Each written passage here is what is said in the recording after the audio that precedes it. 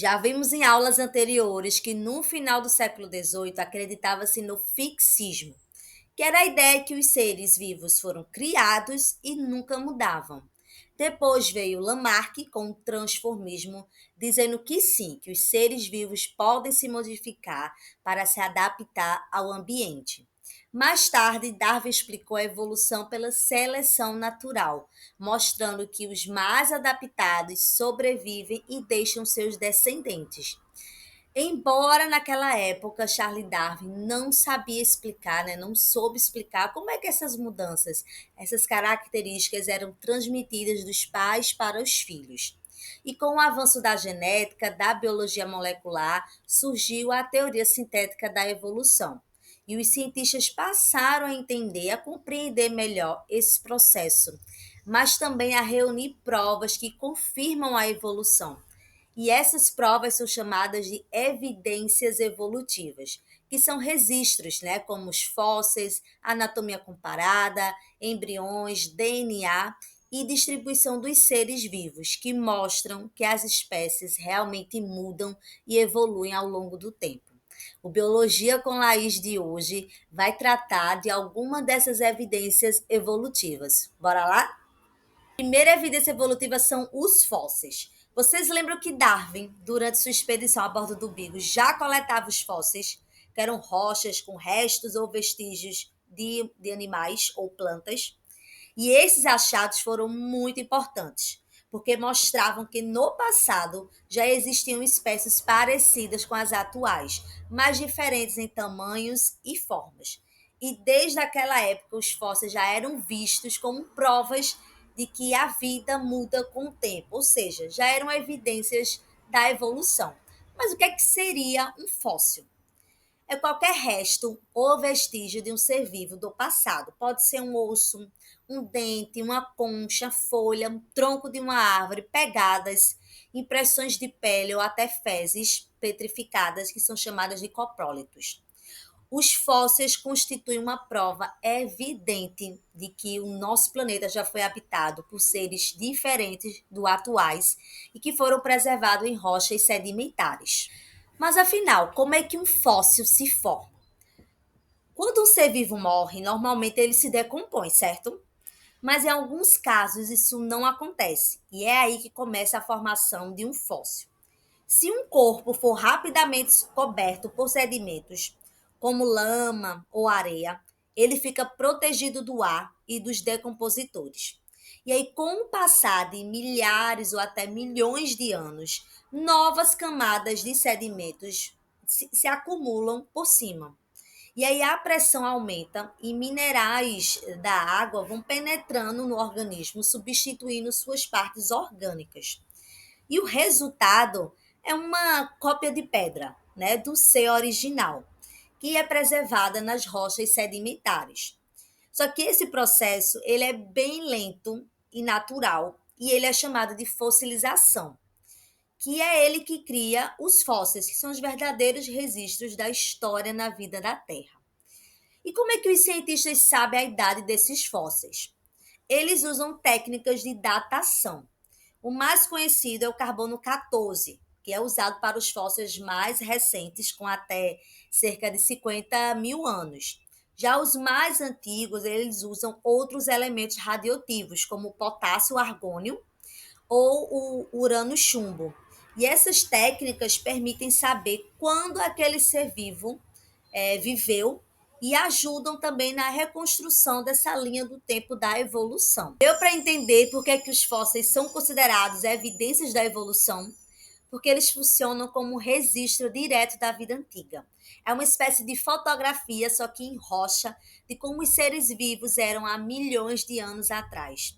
E ao comparar fósseis com as espécies atuais, os cientistas conseguem observar mudanças graduais ao longo do tempo, mostrando que a vida ela não é fixa, mas ela se transforma. E esses registros, gente, revelam que muitas espécies do passado são sim parecidas com as atuais, que elas compartilham um ancestral comum, exatamente o que a teoria da evolução propõe. Um exemplo, né, são as preguiças gigantes, né, os fósseis encontrados aqui no Brasil, que mostram que espécies atuais das preguiças modernas descendem de formas antigas das que viveram há milhões de anos atrás. Um outro exemplo são os Archaeopteryx, né, que é um fóssil famoso que mistura as características de répteis e de aves.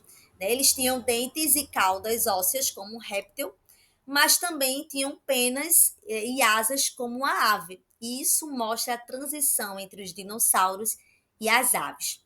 Um outro exemplo é o Tiktaalik, que é um fóssil de transição entre os peixes e anfíbios. Ele tinha um corpo de peixe, mas suas nadadeiras possuíam ossos parecidos com patas, o que mostra que ele já conseguia se apoiar e talvez sair da água. Essa é uma evidência de como os primeiros vertebrados começaram a conquistar o ambiente terrestre. Outra evidência é a anatomia comparada, que estuda as semelhanças e diferenças entre as estruturas corporais de diferentes espécies. Só que essas comparações, elas revelam parentescos evolutivos, como no caso dos órgãos ou estruturas homólogas e análogas. Mas o que é que seria órgão ou estrutura homóloga? São estruturas que têm a mesma origem embrionária, ou seja, vieram de um mesmo ancestral comum, mas que se modificaram ao longo da evolução para desempenhar funções diferentes em cada espécie.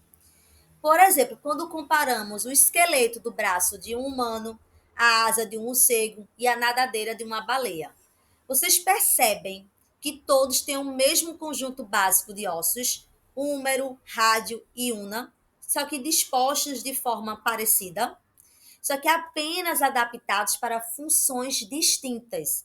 O humano para segurar, o morcego para voar e a baleia para nadar. Por que, que eles têm essas características parecidas? Porque eles têm o mesmo ancestral comum. Todos eles são mamíferos. E essas semelhanças estruturais mostram que essas espécies vieram desse mesmo ancestral comum de mamíferos, mas que seguiram caminhos diferentes de adaptação.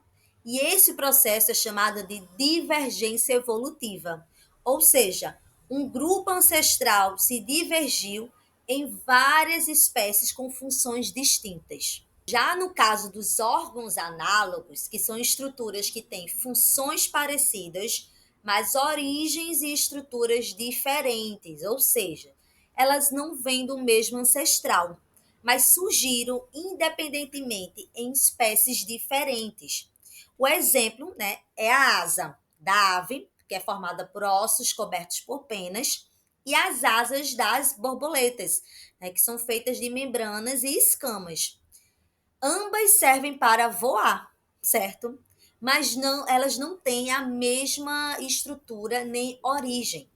E essas semelhanças mostram um processo chamado de convergência evolutiva, que espécies distintas enfrentaram os mesmos desafios ambientais, como a necessidade de voar, e evoluíram soluções parecidas, mesmo sem parentesco direto.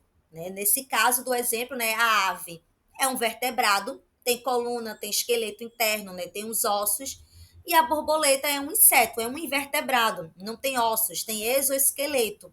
Só que as duas têm asas. Mas essas asas, elas não vêm do mesmo ancestral comum. Elas são análogas, não homólogas. E isso mostra a convergência evolutiva. Uma outra estrutura da anatomia comparada são os órgãos vestigiais, né, que são parte do corpo que já tiveram uma função importante nos nossos ancestrais, mas hoje perderam essa função ou têm uma função bem menor, mas ainda se continuam no corpo presente, como se fosse uma lembrança da evolução.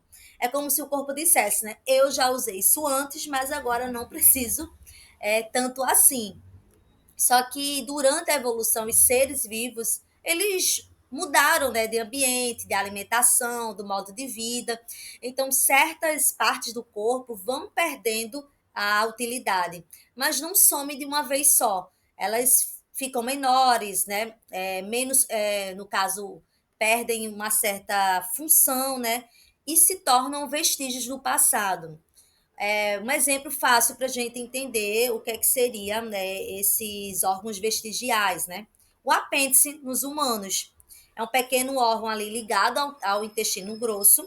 Nos ancestrais herbívoros, né, ajudava a digerir a celulose, né, que é presente nas plantas. Só que hoje a digestão da celulose não é tão importante para a gente, né? E o resultado disso é que o apêndice em nós seres humanos quase não tem nenhuma função, mas ele está lá, né? Também tem o cóccix, né? Que fica ali no fim, né? Da coluna vertebral.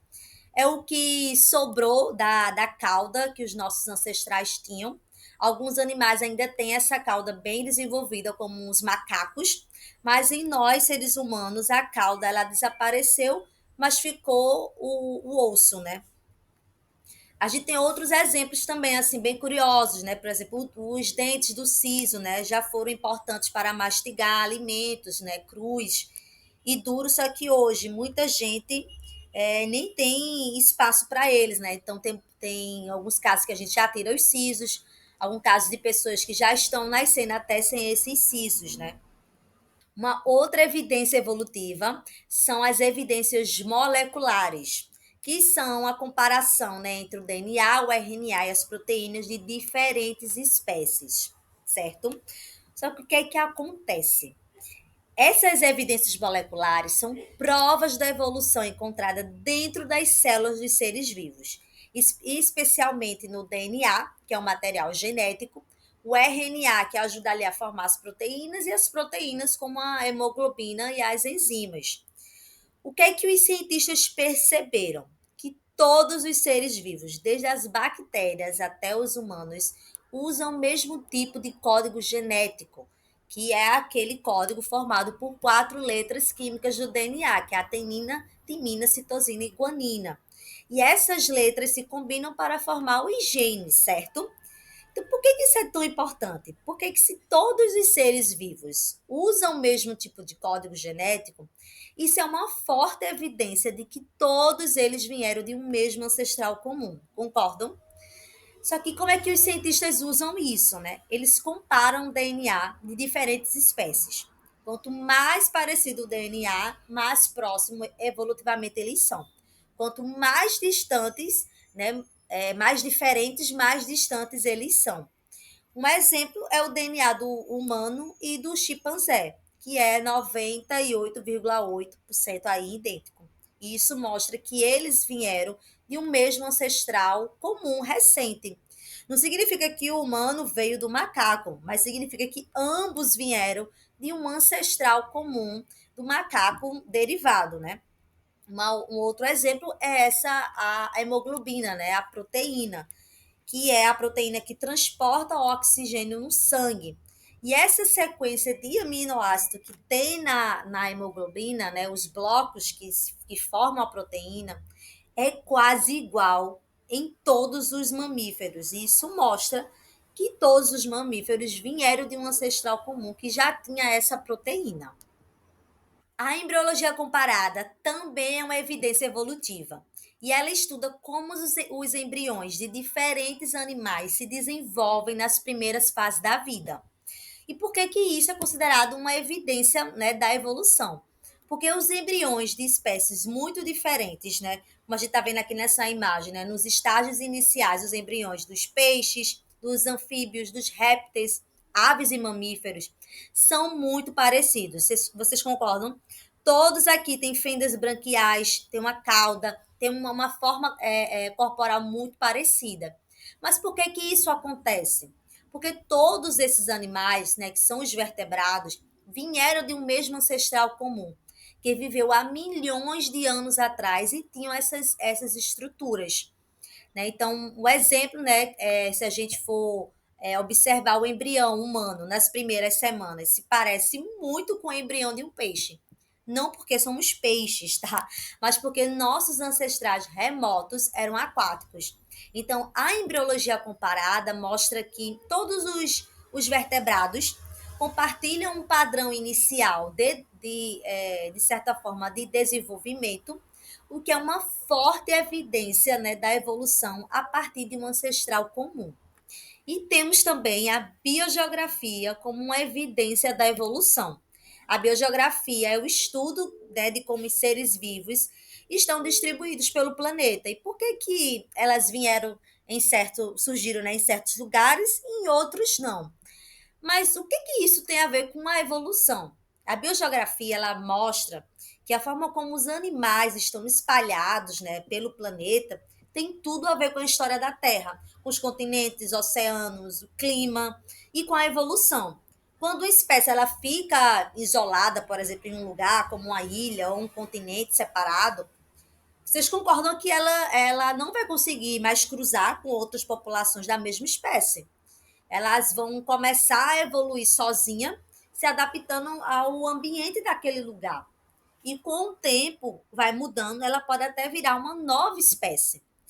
E a biogeografia é uma evidência da evolução, porque se várias espécies parecidas vivem em lugares próximos, mas com diferenças em adaptações, né, diferenças adaptativas, isso mostra que elas vieram de um ancestral, de um mesmo ancestral, elas ficaram isoladas geograficamente, mas que elas evoluíram de formas diferentes, né, adaptadas a ambientes diferentes. Ou seja, a distribuição dos seres vivos pelo planeta faz sentido somente se a evolução ela for real. Um exemplo disso são os tendilhões das Ilhas Galápagos, né, que foi estudada por Charles Darwin. Ele percebeu, né, que cada ilha, Darwin viu um tipo diferente de pássaro, né, de tendilhão.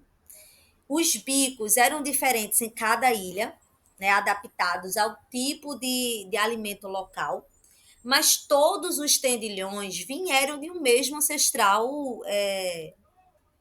continental, no caso, né, que era a América do Sul. Só que eles ficaram isolados nas ilhas e evoluíram separadamente, se adaptaram ao ambiente. E isso mostra, na prática, o que é que seria a evolução por seleção natural, mais isolamento geográfico, que explica, de certa forma, o que é que seria essa biogeografia, né? Por que, que a biogeografia é considerada uma evidência evolutiva. Só que a evolução ela não parou no passado, certo? Claro que a gente viu algumas das evidências evolutivas, né, como os fósseis, a embriologia, a anatomia comparada e até a biogeografia, que nos ajuda, né, a compreender e a entender melhor como é que se deu essa evolução nas espécies ao longo do tempo. Só que essa evolução, ela está acontecendo agora mesmo. A gente consegue perceber elas em alguns exemplos, né? Por exemplo, nas bactérias que se tornam resistentes a antibióticos, né? Insetos que acabam se adaptando a pesticidas, né? Ou animais como lepres do Ártico, que estão mudando de cor conforme as estações e o clima mudam, né? Então a gente continua a perceber que essa evolução ela continua. E as evidências evolutivas são como peças, né? Um grande quebra-cabeça que revelam nossa história comum, né? Elas mostram, né, que todos os seres vivos, das bactérias até nós seres humanos, estamos ligados, né, por esse mesmo fio da vida. Espero que esse vídeo, né, essa aula sobre evidências evolutivas, tenha ajudado vocês a compreender um pouco mais o que seriam essas evidências e espero vocês no próximo vídeo com Biologia com Laís.